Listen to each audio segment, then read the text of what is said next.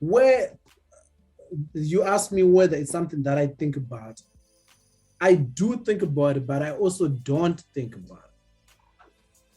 What I mean by that is when when I realized that comedy was the thing that I was good at, I started thinking about the best way to go about it.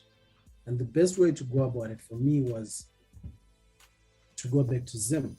Because I figured this out when I was at Rhodes. I was like, yo, let me go do this at home because I want to grow with my people. Because that's what I felt Trevor had done. I said, I want to grow with my people. I want them to say, this is our guy comedy wise. And then from there, I can go elsewhere because whatever I encounter in the world, I want my people to say, yo, take care of our guy. This is our guy. We are sending. I wanted them to get, it's still a work in progress. You know, sometimes we've won battles. That's the reason. That was the idea with conspiracy theories. That was the idea with Prodigal Son. To get to a point whereby nationally people say, yo, this is our guy. Bring your guy, we bring our guy. Because that's what Trevor did with Daywalker. Trevor became their guy. The reason why people saw Daywalker in Zimbabwe was because people were sneaking in DVDs of the Daywalker. We didn't know who Trevor Noah was, but people were like, the Zimbabweans in South Africa were being sent home on December, like, yo, take this, go show your people. You know, that's how he came and he became our guy. Then he started doing, you know, Africa. He started traveling, doing Zambia. You know, there's a group down my stoop. He did, what is it called? You laugh, but it's true. You know, all these things to solidify himself now as the African guy. You know, before that, Trevor did, there's this show, Tonight with Trevor Noah. I don't know if you ever saw it. I can't remember what I saw first. It's probably the stand-up, but he did Tonight with Trevor Noah, which is basically like those late night shows, interviewing South African celebrities. He said they stopped doing it because they ran out of celebrities. But it was on Mnet. I remember it was a holiday show, but it was very dope. He used to do it with your Eugene Cousins. I don't know if you remember the skit with Every Dog Has This Day with Bonang and whatever. Yeah, I think I remember that one. Yeah. That's where the skit is from.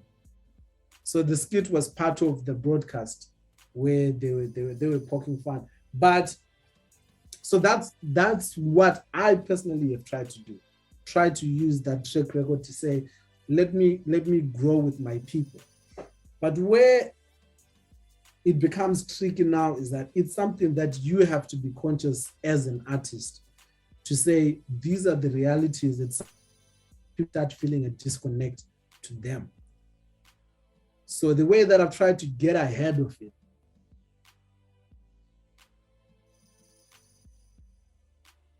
and what I mean by that is not get to a point where people feel they own you.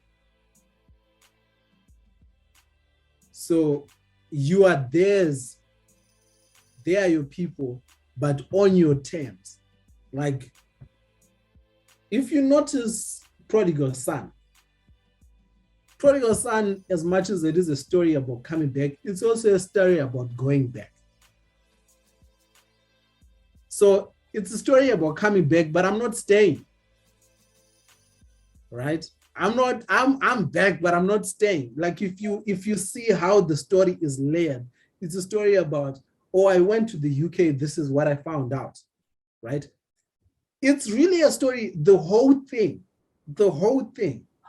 It's a story about me being in the UK, but the way it's structured, even my observations are tabled in a way that lets you know that I'm now an outsider. Right. Subconsciously, because if I was to go back in Zim and I was to do another Zimbabwean comedian in Zimbabwe thing, that would be tricky because there's people that are finding about me through Prodigal Son, right? But there's people that found out about me through conspiracy theories. They stayed through, right? They now know the journey, like, oh, this guy traveled, but these people don't know. Yeah. So if I was to do another, these are Zimbabwean jokes, these are my realities in Zimbabwe, and then they go back and they find conspiracy theories, which is the same thing. They'll be like, oh, this is our person. But if you find this person who's half on their way out, you're like, yeah, this is my person, but I know where he's going. Yeah. It's sort of like a conditioning where I'm letting you guys know that let's take this international. I still want your approval, very much so, but let's not personalize this thing. So that's why there's that intentionally. So there's those things about Boris Johnson. There's those things about the royal family. There's those things about the few. Those are some of the layers that I was trying to. They're very subtle, right? But when you now, I would hope it's something that you can watch again. When you watch it again, you start to say, okay, all right, this guy is trying to almost Jedi mind us to say, I'm here and I empathize, but definitely not on the same level as somebody who's dealing with this on a day-to-day. But it's not meant to come off as a brag. You get it? It's meant to come off as a it's meant to come off as a almost as a I want your approval to be doing these things. Because if you remember conspiracy theories, there is a joke in there about the first time I was on a plane. The first joke in Prodigal Son is about my first time in business class. Yeah, I caught that. Yeah, so you start to see these. Some of them are not so subtle, but it's like there will be a time, hopefully, where I will, because of circumstances, whether I'm doing well, where that will be the only life that I'm. But I want you to be prepared. Like this guy told us, right? This guy told us. So it's not even like, oh, he's acting brand new. He made jokes about this, and we laughed. So we gave our permission to do these kind of things. So it's kind of like that's where I don't know what the next special will be, where the level of. But I was trying to do a 50-50 thing where it's like it's a soft goodbye. The next one that I'll do will probably be like a full-on goodbye, like, okay, guys, let's take this to the world. Because I would still want a moment with my people where it's now possibly on a national level where I'm like, we're getting together like, 3,000 people, in a room together. Let's laugh. But in this moment, it's kind of like a send-off. So that's where it comes away. I don't know whether that's something that he thought about. Probably not, because the success that he has, no one can, hypothetical or not, you can't visualize that. Yeah. Even he says the way that he got the Daily Show call was some random night in Dubai, where he just gets the call. So you can't visualize like, oh, I'm going to go to America and be on the Daily Show. Yeah. So we have an opportunity now, I feel, to learn through him. But at the same time now, it's very unfair for us as fans to say, Trevor has been in the UK. I think on and off, even before the Daily Show, he had been in the UK for 10 years. UK and US, he had been going back and forth close to 10 years. Now, since the Daily Show, it's been 6, almost 7 years now. Yeah. That man, like, they now call him, like when they refer to him on the news, they say South African born Trevor Noah. Because they say that for a reason. Because those realities are different. That's the level of success when they start telling you that you're South African born. This little inconvenience that we can't do anything about. We can't do anything about it, but we would say, African American Trevor Noah, it's that level of success, you can't do anything about it. You are going to feel disconnected to this person, but he's still incredible. He's still an incredible talent, and the fact that he's gotten to where he is, right? Listen, man, maybe I'm reaching here with, maybe this is a reverence thing, but the fact that Trevor Noah has gone 7 years on the Daily Show and not once have we had, oh, Trevor Noah is doing drugs, not once have we heard about baby mamas or sleeping around, not once have we had, that's what we need to be focusing on. This man is shining a light in an extraordinary way on the African, like, prior to Trevor Noah, it was inconceivable that somebody else other than an American, or if we round off, an British person could host late night television. Now, based on how well he's done, it's not inconceivable. Exactly. It has opened up the door to countless possibilities, not necessarily of replacing American television hosts, but of starting late night television shows in Africa, because you're like, yo, there's got to be more Trevor Noahs. There's got to be, you know, it's things like that that we now need to be focusing on. Not, oh, I can't relate to him. That's a given, and my own mother can't relate to me because we have our different realities. That's not even a success thing. Yeah. That's just we don't live in the same house. You know, how many relatives of ours that are, you know, in Slovela or Nigrinu said, oh, I can't, we used to hang out as cousins, but I don't know him anymore. What more? Somebody who can buy a house that costs 20 million. Come on, let's be real. Yeah. Somebody who hangs out with Beyonce and Jay-Z and is on a first name basis with Prince Harry and Meghan and Oprah. Somebody who's been on the New York Times bestseller list #1. Yeah. People, we need to, I'm always a fan of honest conversation. Like, I don't participate in most conversations on Twitter because I'll look and be like, man, that's dishonest. That's like, people will try to simplify Trevor's success or try to say, just for somebody who watched this and as an outsider who might not understand late night television, to contextualize Trevor Noah's success. Piers Morgan, a white man, was fired on CNN. A British Caucasian was fired on CNN. What was it? Was it Piers Tonight, or what funny name was it? It was fired on CNN because of dismal numbers. Trevor has been on Comedy Central for 7 years straight. His contract was renewed for 5 more years. They don't play on late night television. If you're not doing well, you are out of there. The same time that Trevor got his new show, they gave at least 3 people new shows. I think there was Full Frontal with Samantha Bee, there was Larry Wilmore's new show, there was Jordan Klepper's new show. None of those people have shows anymore. Yep. Some of them left Comedy Central, left the Daily Show, but they're back now. Yeah. So that's just to contextualize Trevor's success, how well he's done. The fact that those people have been willing to change the format and do ABC, the fact that there's not a week that passes with him without him being the national political conversation, the fact that he's hosted the Grammys, the fact that he's like, come on, man, like, it's not going to be 2-3 years before Trevor hosts the Oscars. The fact that he hasn't done it already is actually, quite honestly, a shame. You know, they're probably not doing it just out of the people that will protest to say, like, oh, you guys are giving this, you know, you're propping him too much. But that's how successful that guy is. So it's a given that we are going to disconnect with him as fans.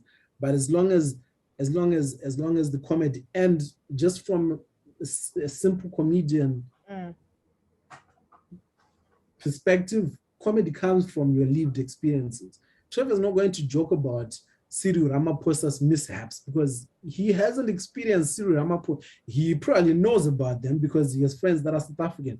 But it would be dishonest for him to come and joke about that. Yeah. You can't,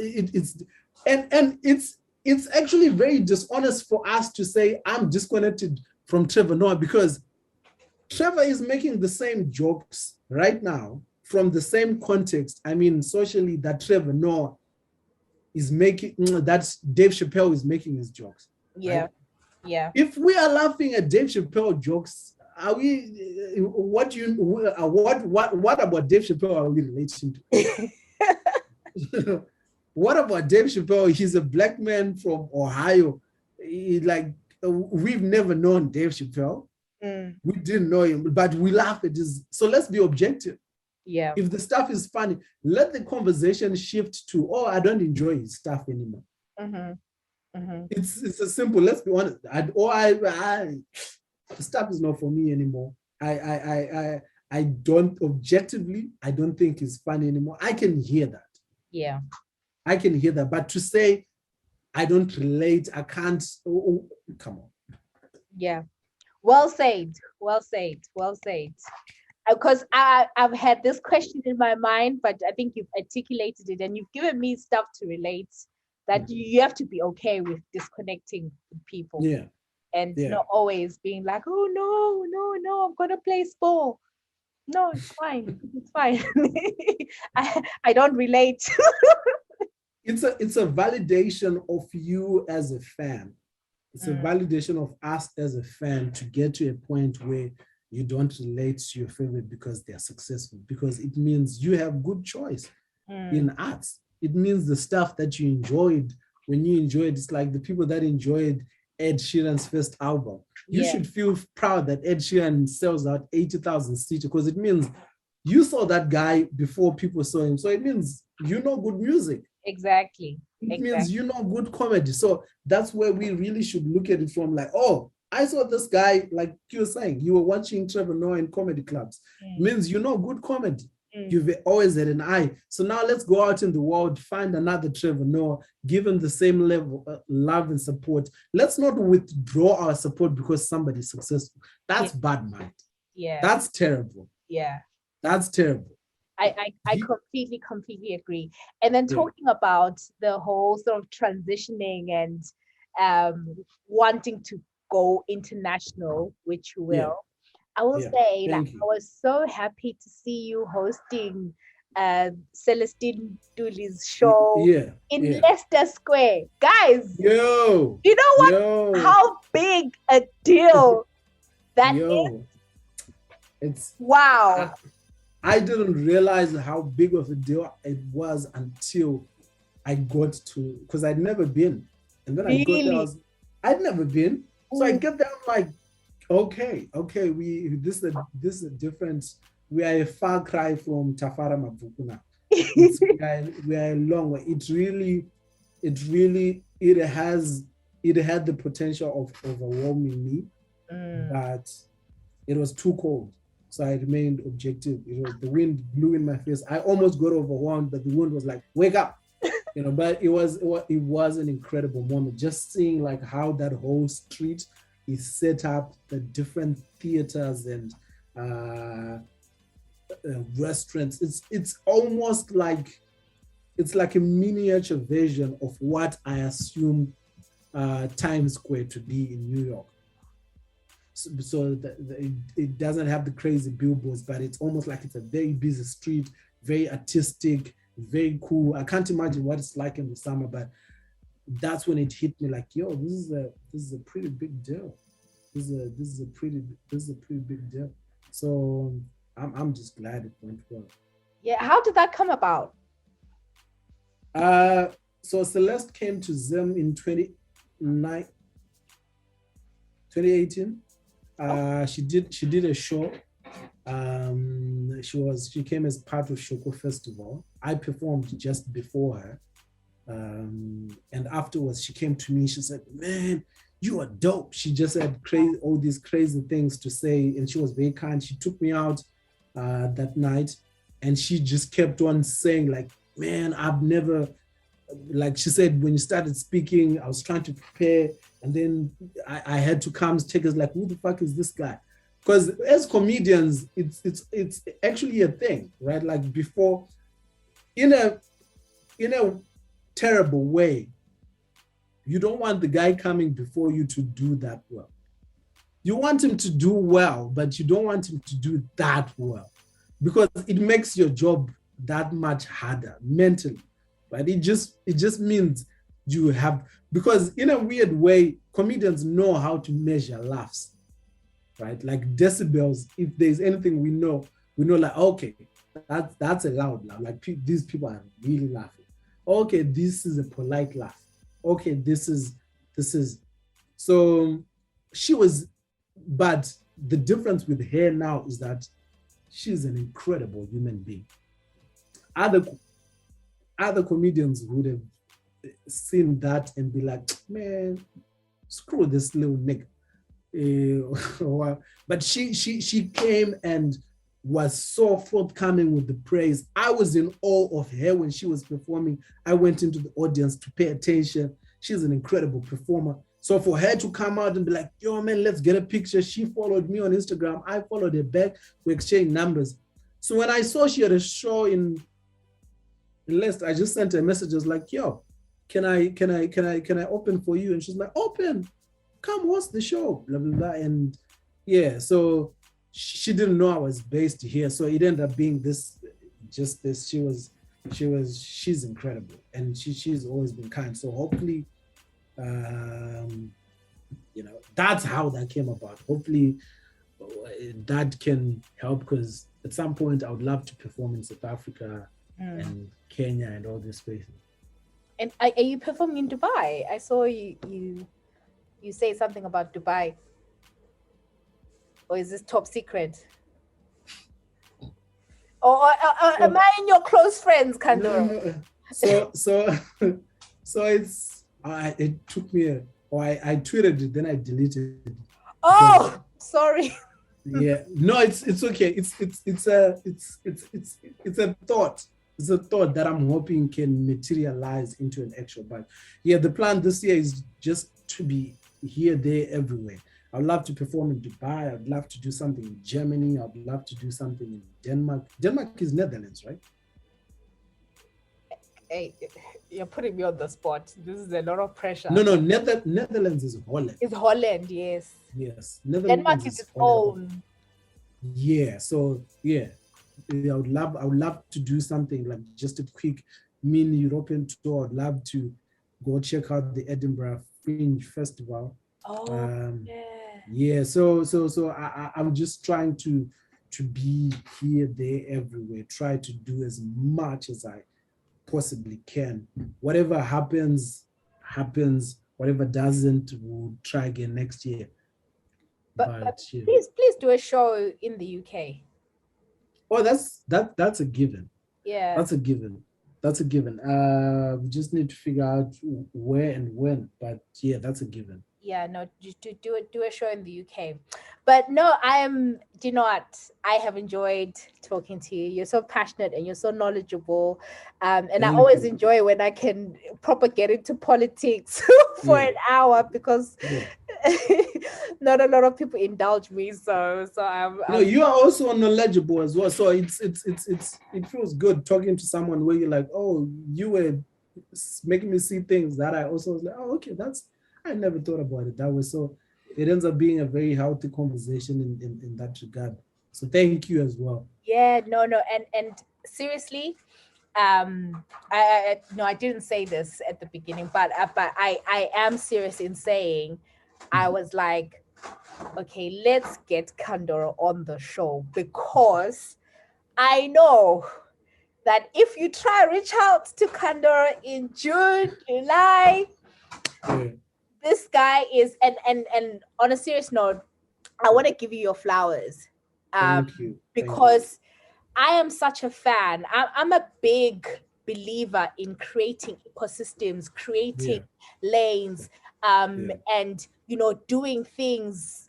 I've always talked about, and I like the fact that you talked about your journey from, I guess, speaking as somebody who is in Zimbabwe, and then not being in Zimbabwe and speaking as an observer. And I've always been a believer that those of us who are not physically at home have a right to have a view. We have a voice. Exactly. We have to speak out. So I love the fact that you're also embodying that in the art that you're doing. Yeah. And am I correct in saying, this could be wrong, I do not know, I've never seen a Zimbabwean stand-up comedian before you. Am I wrong? Or there are quite a few.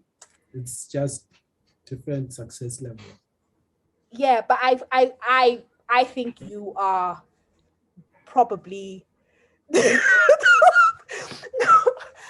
okay, no, before you though. Like I don't, I know, I think we've had actor comedians, but I don't think so that's comedy was an art.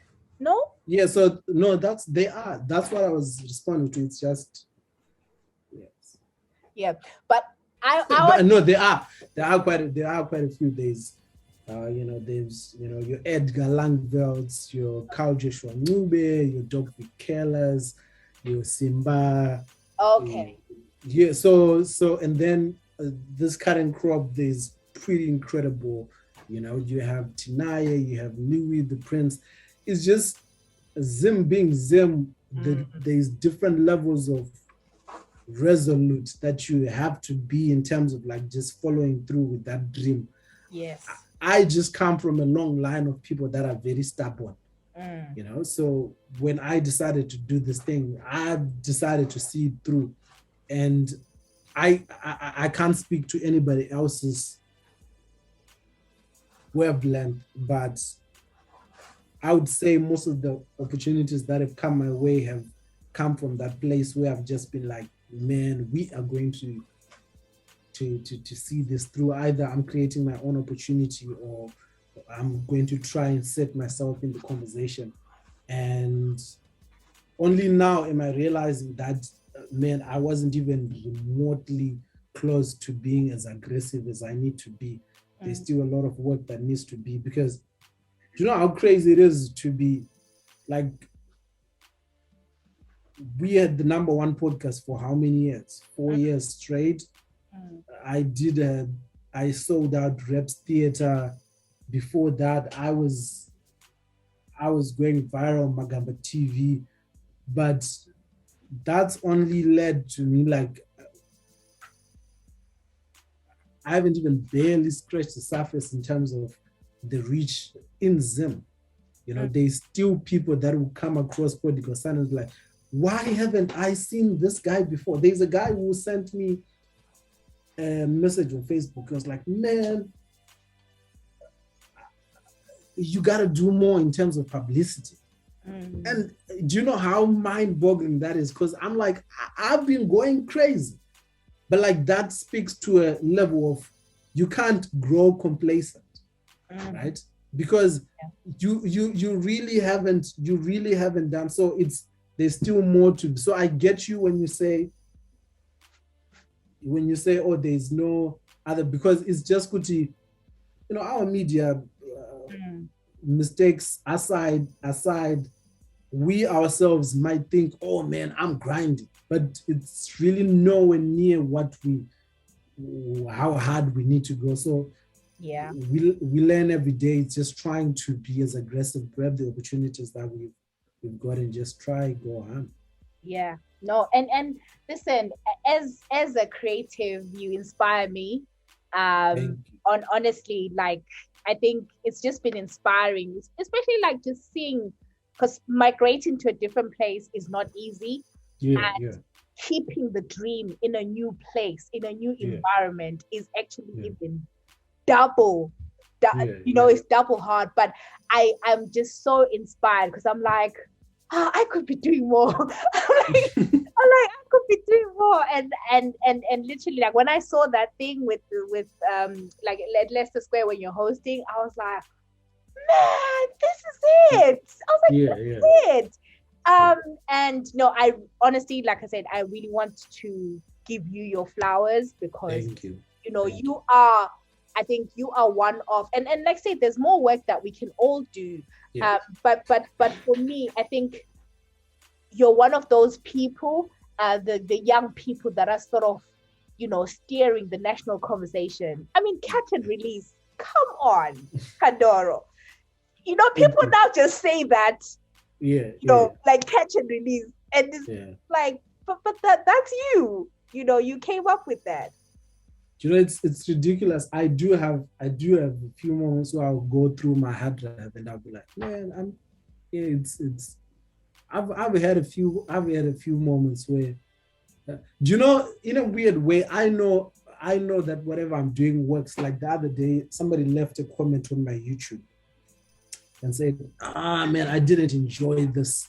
I didn't enjoy this as much as I did conspiracy theories. It felt like this was a ripoff of Kevin Hart and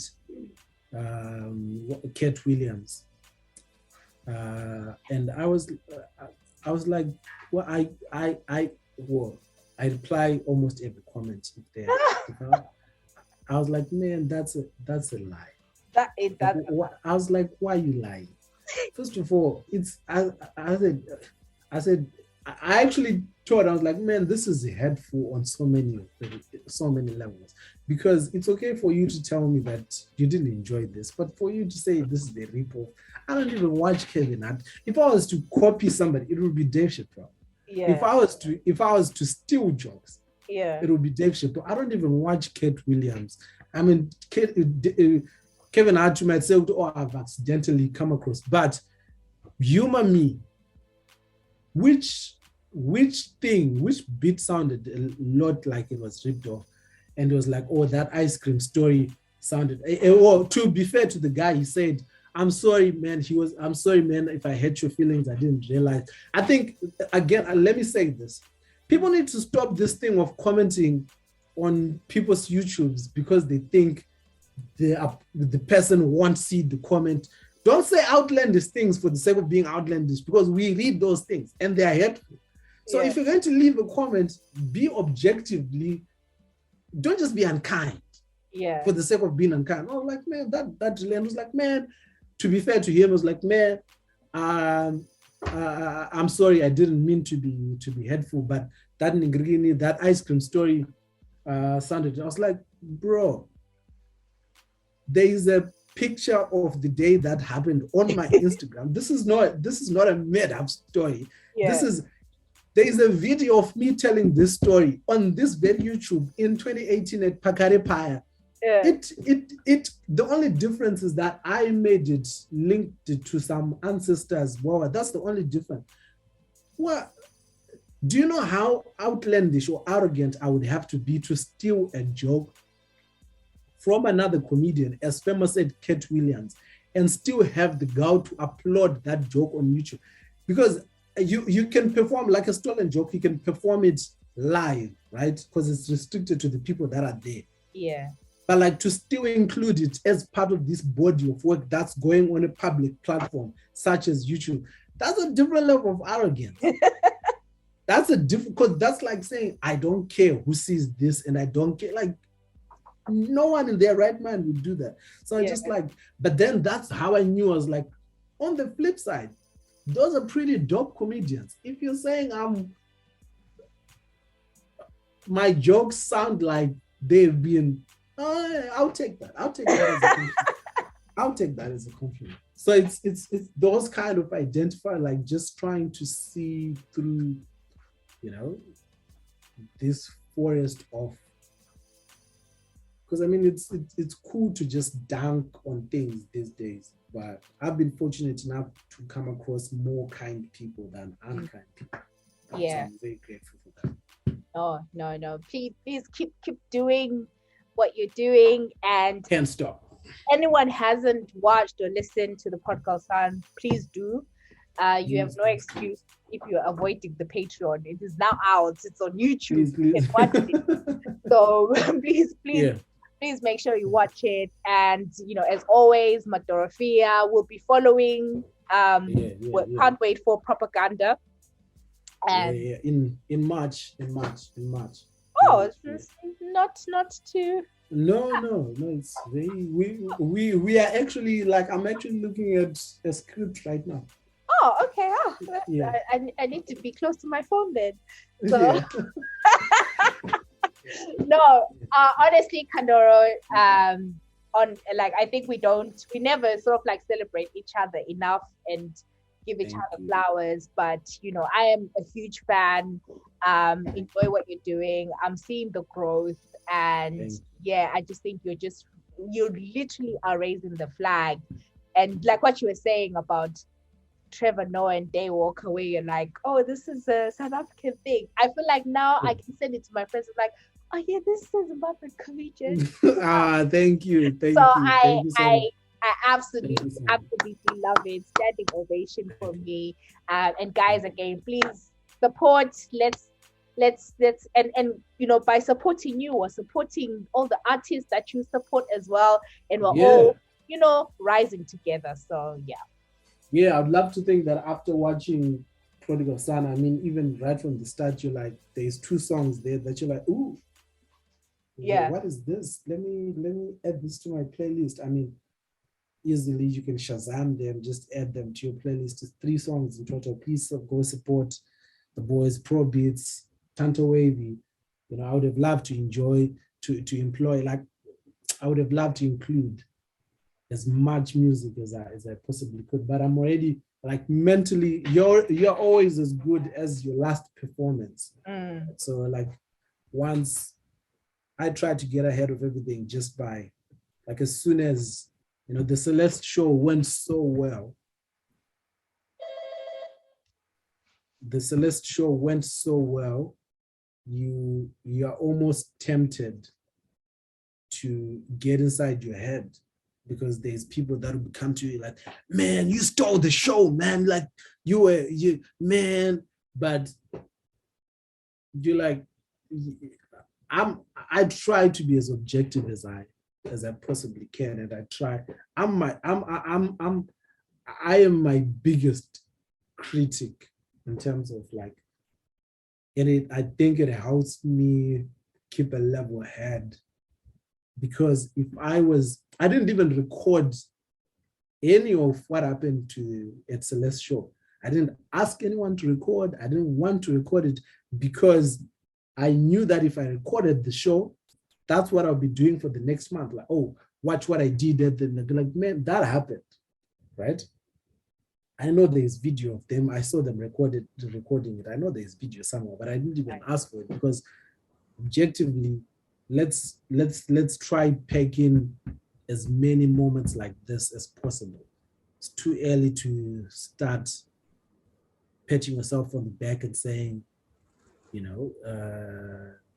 do you know what? And also, I felt like I didn't need any video, because do you know what Celeste told me? It's so difficult to repeat some of the things that you're told, because so difficult to speak. I find it difficult to speak about myself in third person. But the last time that I'd seen Celeste was in 2018, and we'd just been talking. She came to my dressing room on the day. She's like, man, this can only be. She's a very kind person. I cannot say that enough. Her whole demeanor, her whole brand is kindness. She's like, man, this can only be God, us being here together. It's incredible. And I honestly have been waiting for an opportunity to do this again with you ever since that time I saw you. Every Zimbabwean that's in South Africa, every time I performed them, I bought them because I asked them about you. And then she sat me down and she said, bro, you are literally, which is crazy because this is before the show. This is before the show happened. I was so sure this show was going to suck, because it's like, man, if you get flowers before the show, only bad things can happen from there on. She was like, I feel like you're on that Trevor Noah path, because when you go on stage, you talk about the things that matter to us, that matter to, like, the things that you were making me think. And I've had people, like, it's not the first time that somebody has told me something like that, like, oh, you have there's a little bit of Dave Chappelle in you, or there's a little bit of Trevor Noah. But to be told this by somebody who is going to be on Netflix on Wednesday, they have no business telling you this. There is no reason for them to be kind. It does nothing for them. It's their show. You are already here. Why would it, I'm saying that to say I've been surrounded by a lot of kindness in my life. Most of the opportunities that have come to me, they have come to me out of a place where I can't even explain it.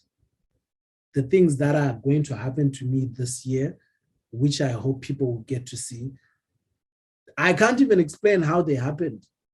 I can't even explain how I got in that position. It doesn't even make sense.